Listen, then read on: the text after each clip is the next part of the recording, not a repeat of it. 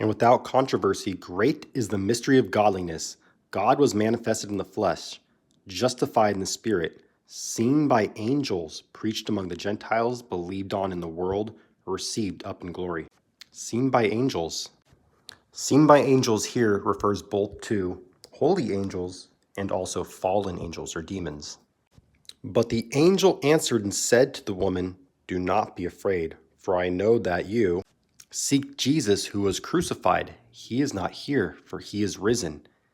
And as he said, come see the place where the Lord lay."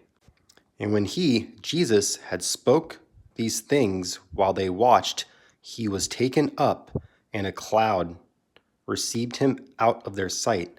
And while they looked steadfastly toward heaven as he went up, behold, two men stood by them in white apparel. This is angels, holy angels, who also said, "Men of Galilee, why do you stand gazing up into heaven? This same Jesus who was taken up from you into heaven will so come in like manner as you saw him go into heaven." Having wiped out the handwriting of requirements that was against us, which was contrary to us, and he, Jesus, has taken it out of the way, having nailed it to the cross, having disarmed principalities and powers. This is talking about fallen angels.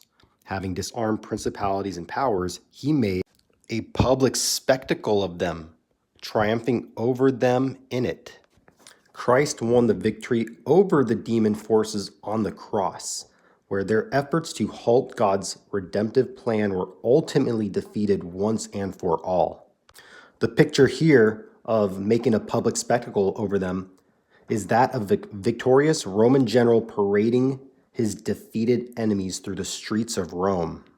For Christ also suffered once for sins, the just for the unjust, that he might bring us to God, being put to death in the flesh, but made alive in the spirit, by whom also he went and preached to the spirits in prison, who formerly were disobedient, when once the divine long-suffering waited in the days of Noah.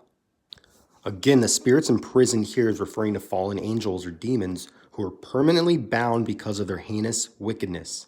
The demons who are not so bound resist such a sentence. In the end, they will all be sent to the eternal lake of fire.